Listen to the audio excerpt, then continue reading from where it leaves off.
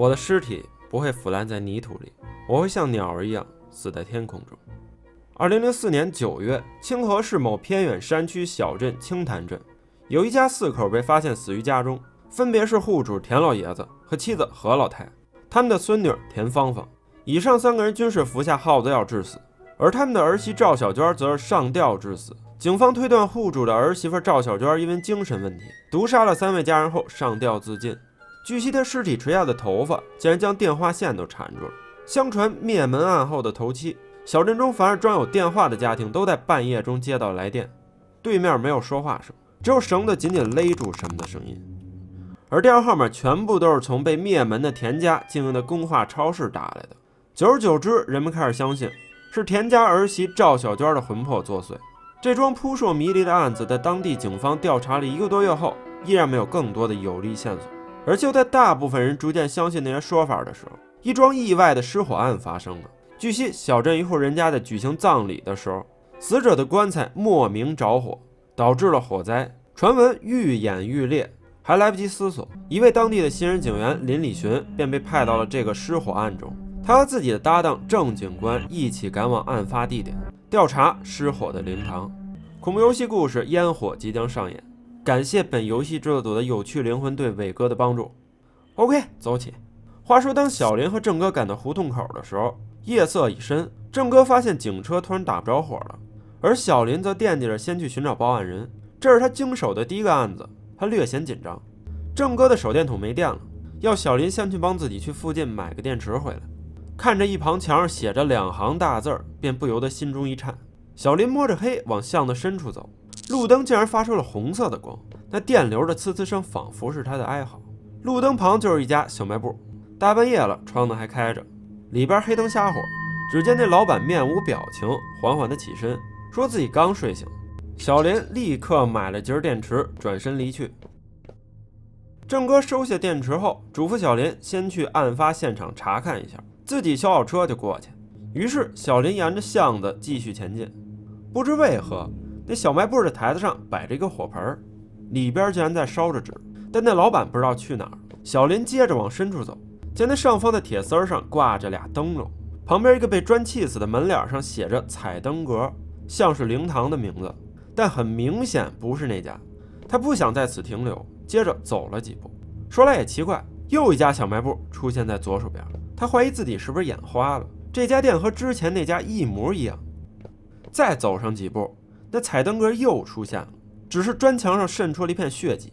小林只觉得邪性，立刻加快步伐，没想到又走到小卖部那里了。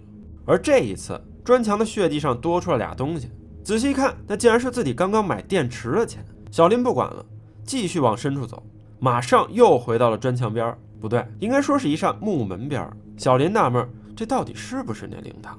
他小心地走了进去，只见漆黑的屋子里闪着亮光，一排纸人齐刷刷地站在墙边，最中间是一张台子，上边立着一杯，旁边是香炉和蜡烛，一张信纸放在上边，只见上边写着几行字：小卖部老板王金财因病作古，需订花圈6架，纸人2副，蜡烛2根，3天后交付。这不禁让小林心中一惊，难道这失火案的葬礼是小卖部老板呢？可自己刚才才跟那儿买节电池啊。但那一想，说不定刚刚那卖东西的是人老板家里人。总之，一旁纸人的脸怪怪的，若不是任务调查，小林绝对不想在此停留。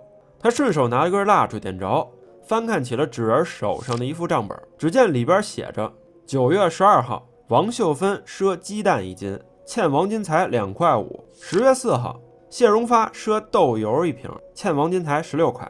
而下一页中竟然写着林礼群赊电池1节，欠王金财2块。这让小林吓得够呛，这死人的账本上怎么会有自己的名字呢？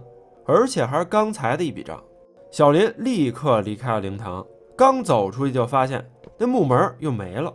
相传拿了死人的东西就欠下了死人债，若不及时归还，轻则恶疾缠身，重则家破人亡，早还此债方能渡劫。这时墙上又多出东西，2张冥币。小林只觉得有东西在暗示自己，于是立刻回到小卖部那儿，把这2冥币放进了火盆里。就在这个时候，灵堂那边多出了一个纸人小妹妹，她一边笑一边给小林指路。小林不经意间在公告栏上发现一则讣告：本镇小学的一名支教教师因故去世，年仅27岁。小林此时感觉自己像是在做梦，他本能地向巷子深处走去，终于看到那放棺材板的灵棚。说来奇怪，小卖部老板的家人不知道去哪儿了，只剩下一棺材板和其他丧葬品，而且棺材盖还被人挪过。只见这棺材盖上放着一部电话，听筒愣是在棺材里，屏幕上显示不久前有人用这电话报过警，而拨号时间和小林他们接的报警的时间正好对得上。此时棺材中飘出了呛人的烟火味儿，给人的感觉像是这火是从棺材里边烧起来的。小林觉得一切过于蹊跷，想要回去向郑哥报告。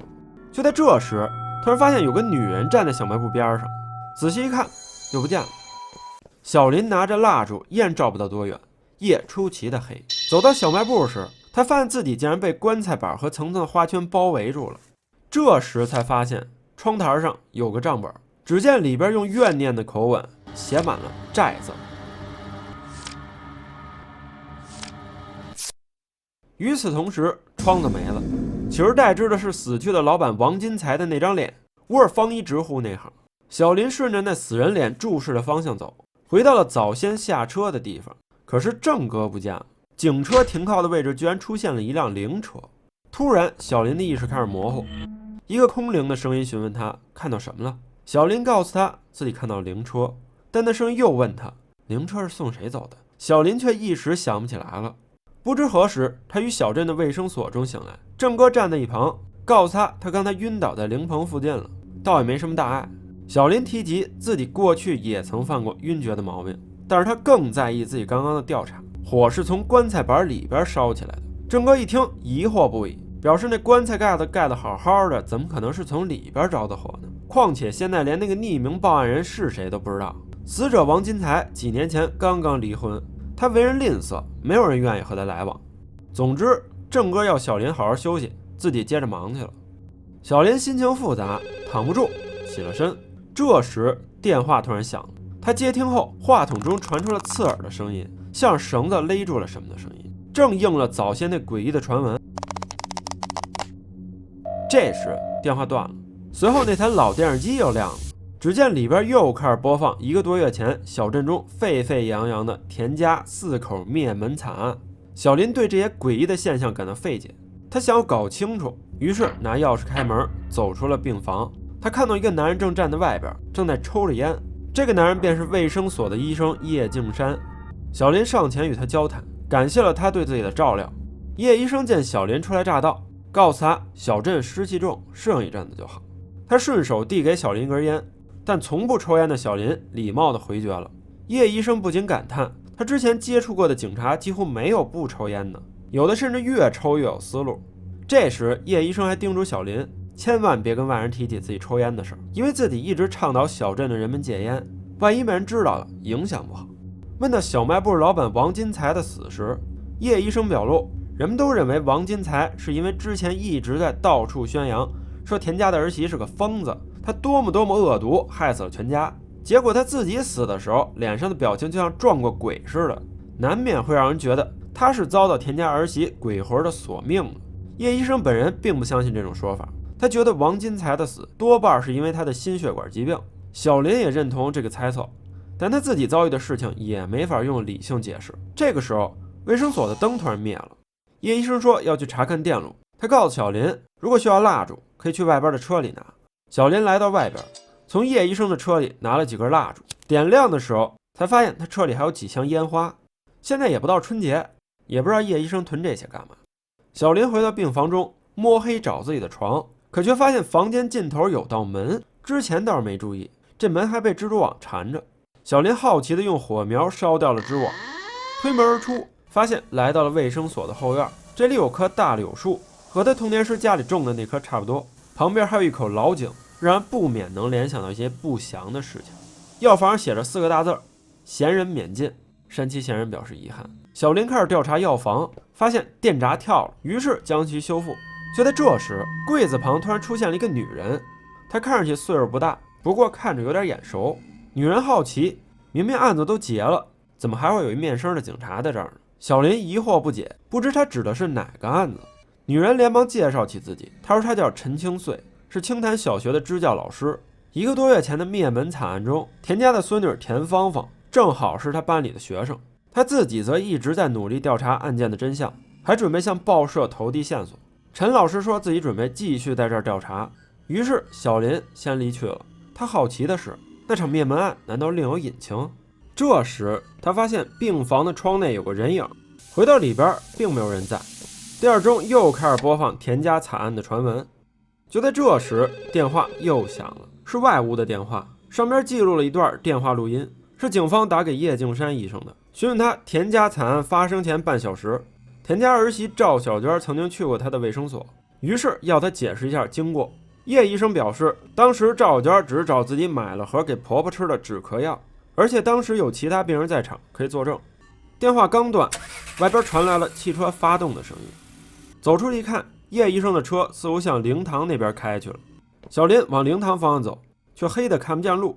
刚一回头，突然发现身后的场景变了，自己不知如何走到了一片坟地，绕过警戒线，他走到了田家的空房子前。只见这里还摆着之前的花圈，地上还有4个碗以及完整的蜡烛，不知是谁人布置的。此处便是田家的工化超市，门牌上写着田向荣3个字，他正是田家死掉的老爷子。田家是小镇中的大户人家，住着2层的小楼，还有个露天阳台。小林对这家的灭门案并不知晓太多，但是有股力量在驱使他深入其中。田家超市没锁门，里边斑驳的墙上糊满了报纸，一排办公桌上摆着几台公用电话，仔细看破破烂烂的，墙上贴着张纸，一根箭头穿过冥壁，看着像是电话按键的位置。小林试着拨下了相应的号码，竟然打通了。不过对面传来的居然是一个中年妇女的声音，她在叮嘱某人在某件洗完的衣服中找找蛋糕店的单子，因为家里的孙女田芳芳要过生日了。小林发现墙上的日历停留在9月22号，而灭门案发生在9月15号。按理说22号是他们一家4口的头七，那到底是谁把日历翻到这一天的呢？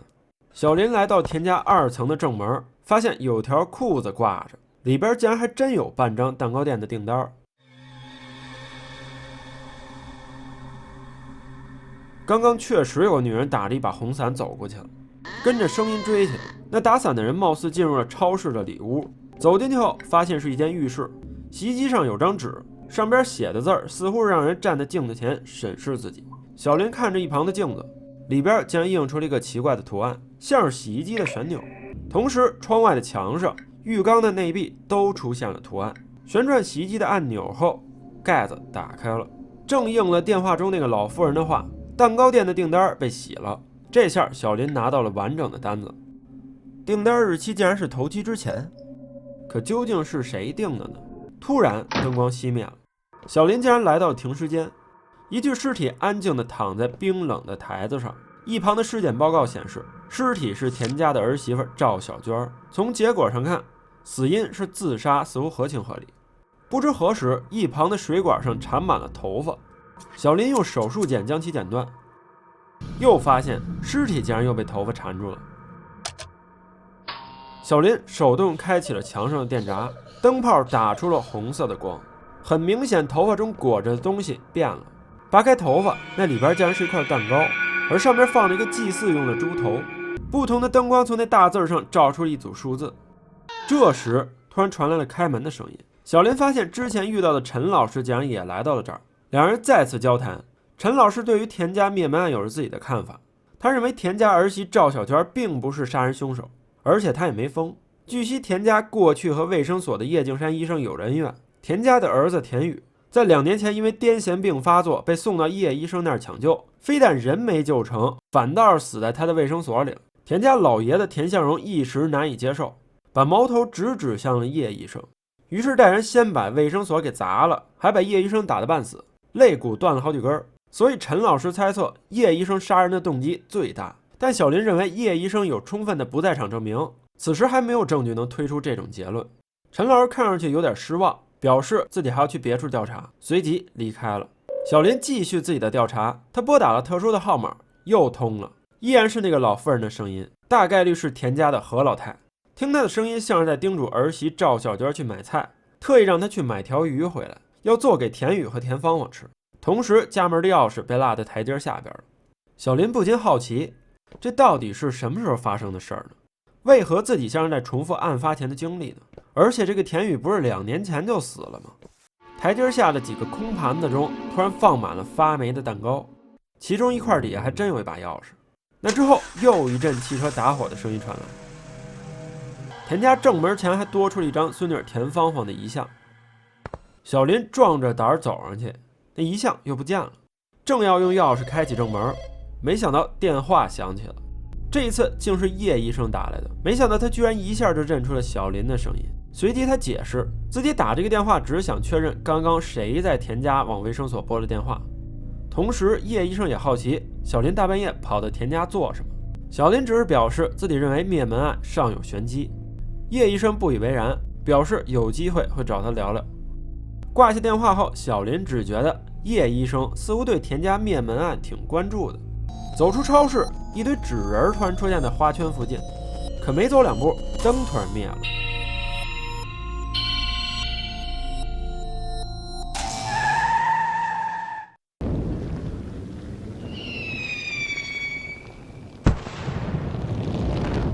小林不知道自己怎么了，一个熟悉的声音又向自己询问起了父亲的事情。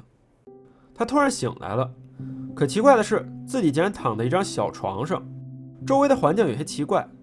仔细一看，竟然是童年时自家住的筒子楼。墙上是一面碎掉的镜子，周围贴满了儿时的海报，柜子上有瓶安眠药，不知道是谁的。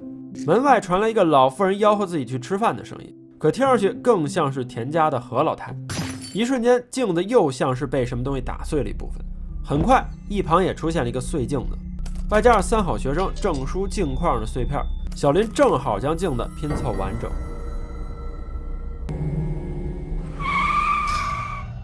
一转眼，他又回到田家的超市中，外边的空气中弥漫着烟火的刺鼻气味，而小林终于有机会正式进入田家了。里边依然是案发当天的样子，到处都是警戒线。日历上，田家孙女标记了母亲去给自己买蛋糕的事情，可圆圈画着的依然是头七那天，连那把红伞都靠在墙边。烟火味同样弥漫到了田家内部，只见他们家墙上的相框里空空如也。电话下边压着一张红色的符纸，上边标注着死者回魂的注意事项。2年前因癫痫病发作死掉的田宇的遗像就挂在墙上。小林发现附近的蜡烛上边标着数字，似乎和一旁的收音机的按钮一一对应。调节后，喇叭中传出了诵经的声音，像是在举行某种仪式。这时，陈老师神不知鬼不觉地出现了，原来他也在调查田家内部。2个人打了个招呼，他对之前的态度表示了歉意。随后，为了不破坏案发现场，陈老师离去了。田家的餐桌上有张纸条，像是从某本诗集里撕下来的。奇怪的是，田家的全家福被人塞进了酒坛子里。将其取出后，小林发现照片中少了一个人，少的正是他们家儿媳赵娟。小林把照片归位，里边的每个人都流出了血泪，血迹组成了一个特殊的电视频道。通过那个电视台，小林看到了凶案之前发生的事儿。话说田家老爷子有买彩票的习惯，经常被他老伴何桂兰嘟囔。原来不久前，田老爷子的弟弟遇到了困难，老爷子二话不说，从家里掏了1万块钱给弟弟。而这个时候，田家已经入不敷出了。田老爷子的儿子田宇毕业后混得也不好，现在田老爷子就盼着托人给儿子找份有面子的工作。何老太埋怨他，光打雷不下雨，自个儿都下岗了，还指着过去的同事帮忙。老田说：“我那是响应号召，那不是下岗。”而且家里缺钱这事儿绝对不能说出去，尤其是不能让自家儿媳赵娟知道。电视屏幕灭了，小林才得知田家原来只是表面风光。话说那田老爷子虽然下岗了，但是依然有挣钱的路子。某个月黑风高的夜晚，他偷着来到荒郊野外的一棵大树底下。不久后，另一个人就出现了，那人手里抱着个大家伙，说这是清朝时候的东西。田老爷子表示自己过2天就能联系到客户。那人喜出望外，表示自己不会忘记他的恩情，如果田家需要帮忙，比如说缺钱啊，都可以找他。田老爷子表示自己家什么都不缺，那人点点头，笑呵呵地走了。老爷子望着天上的残月，大骂了句晦气。小林继续调查，他钟表内部发现了几张彩票，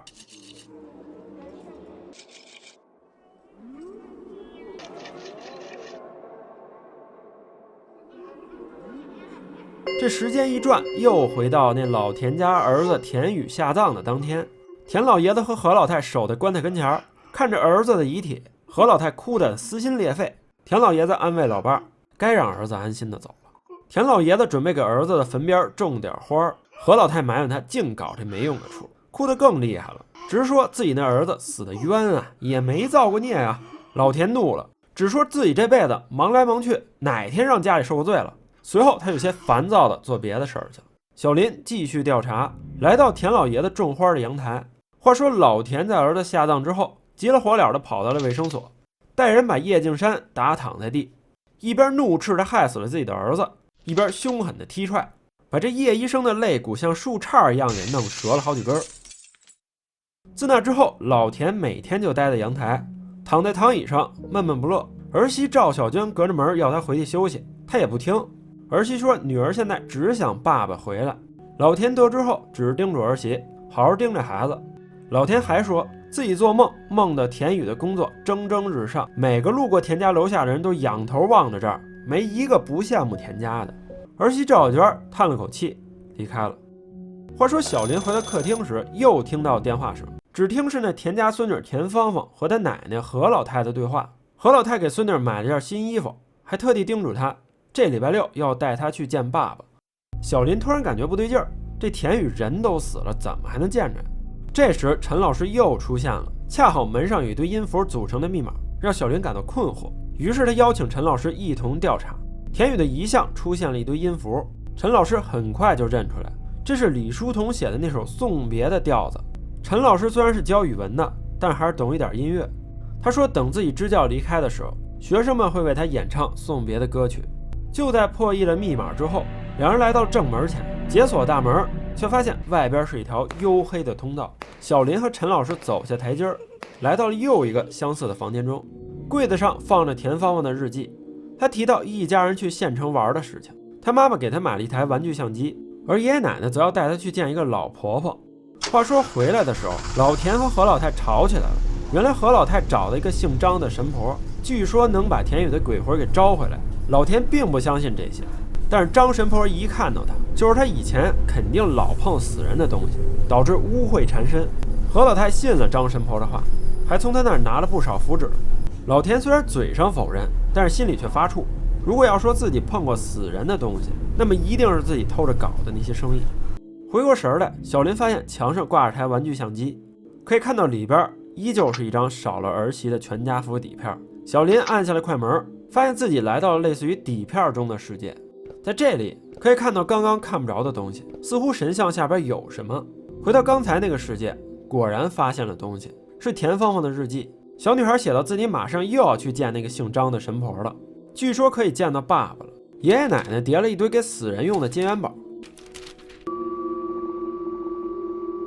来到张神婆那儿，何老太在屋子里把金元宝给准备好，而田芳芳因为年龄小，待在了外边。张神婆说马上要开始回魂仪式了，万万不可出现闪失，一定要把窗户带上，防止魂跑出去。田宇的魂回来的时候可以问他一些问题，但是他该走的时候也不能留恋他。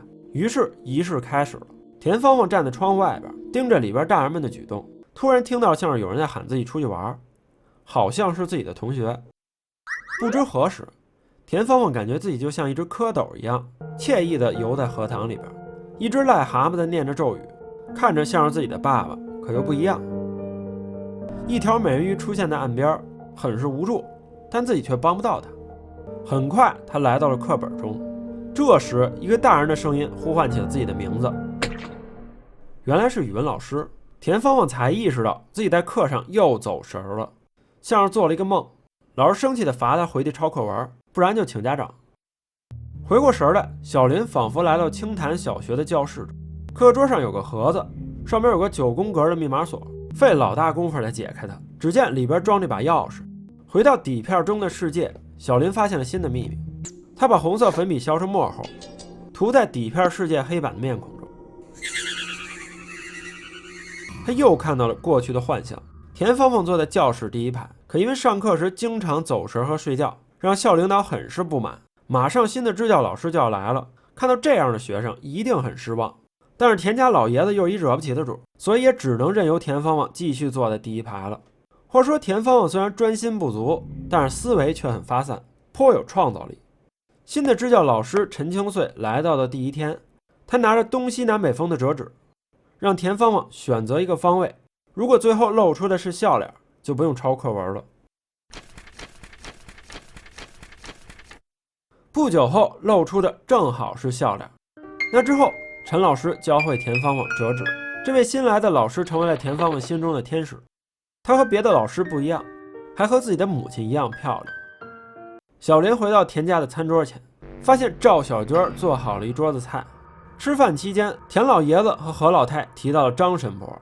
据何老太说，张神婆在回魂的时候说，田宇的魂在那边过得非常的好，要一家人不要为自己担心，过好以后的生活。但田老爷子并不信这一套。这时何老太说，儿子的魂说自己并不怪父亲，也不后悔生在田家。田老爷子听了，心里五味杂陈，饭也没吃就出去了。田芳芳独自坐在桌前，看着热腾腾的鱼，心里开始思索。有一次他问奶奶，妈妈明明不喜欢吃鱼，为何还要做鱼呢？何老太告诉他，妈妈因为爱你们才做不喜欢的事儿。田芳芳反问，难道爱一个人就是要做不喜欢的事儿吗？何老太一时语塞，说不出话来了。小林继续调查，又发现了日记残页。原来田家又一次去到张神婆那里招魂了。田芳芳独自留在外边，突然发现街边有一家奇特的小店，里边供着一个花瓶姑娘。而小林发现自己面前的帘帐里竟然出现了一个女人，掀开后里边是一个花瓶。烟火故事的上半部分到此为止，欲知后事，明晚咱们听下回分解。